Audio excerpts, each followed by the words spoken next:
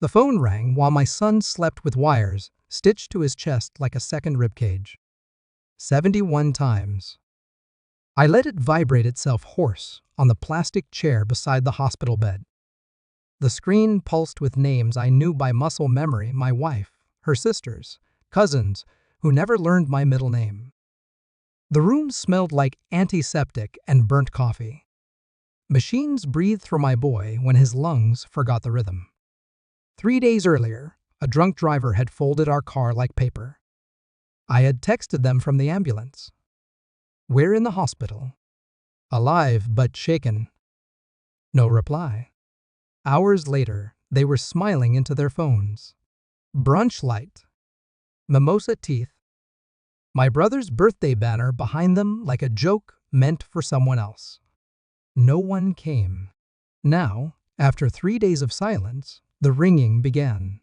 A storm after a drought. I answered the 70-second call because it was my wife's father. He never called unless he needed something he couldn't buy. "Answer now. We need you." I said nothing. I listened.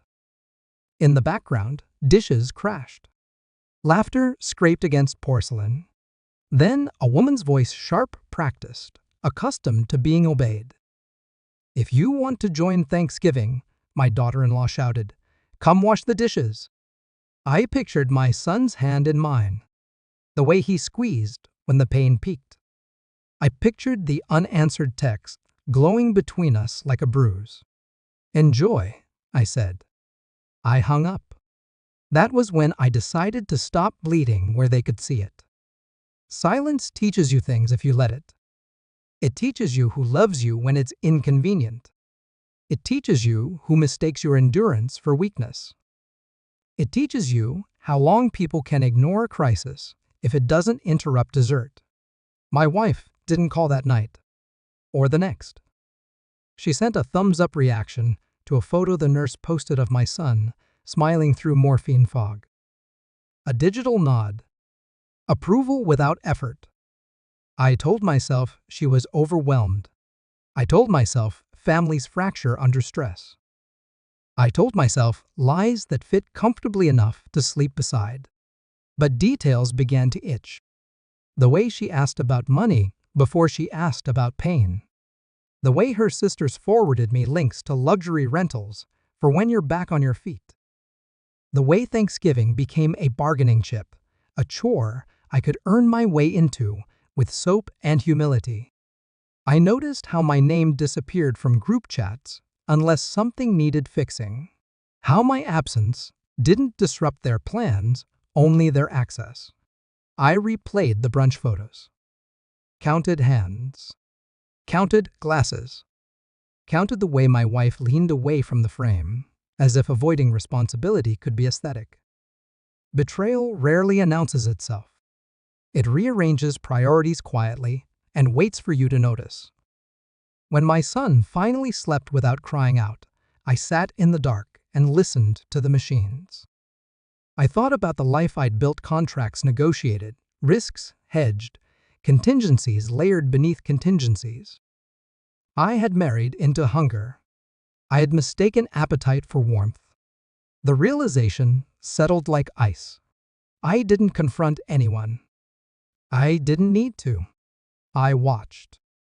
I pulled phone records with the same calm I used to audit balance sheets. Patterns emerged.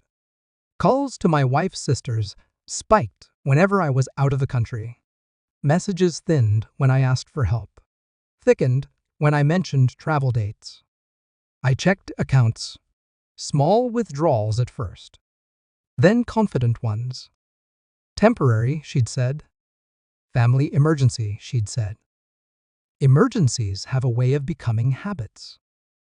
I booked flights without telling her. Switzerland, this time. A villa I'd purchased years earlier through a shell company, a place meant for quiet thinking. I uploaded photos days later, snow like clean paper, glass walls catching the sun.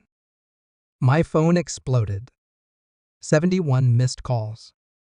Messages stacked like pleading hands. "We need you. Let's talk." Don't do this. I did nothing. I watched how quickly concern arrived when the faucet turned off.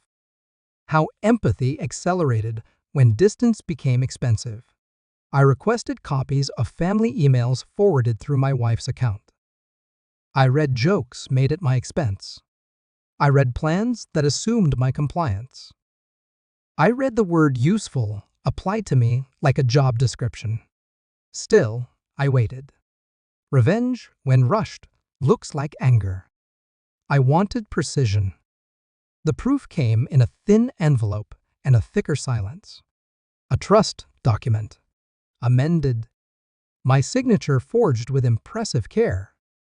Funds rerouted through my wife's sister, my daughter-in-law's husband's business. Circular. Obscured. Elegant. I called my wife and asked one question. Did you authorize changes to the trust while our son was hospitalized? A pause. Breath held too long. It was temporary, she said. We thought. I ended the call.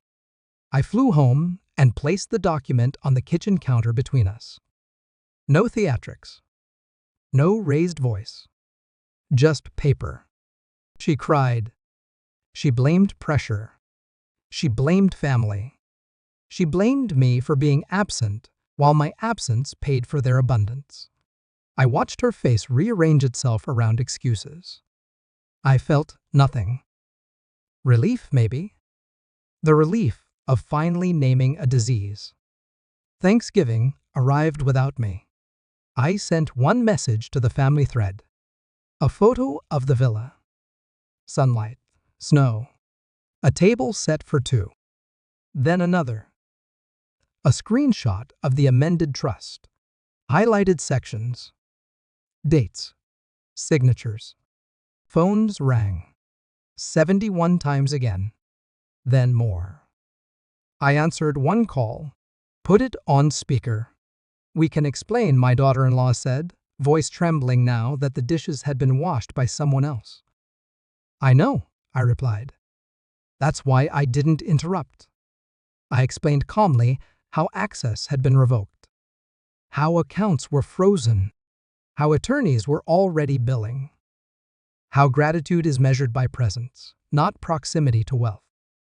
My wife sobbed. Her father pleaded. Someone shouted.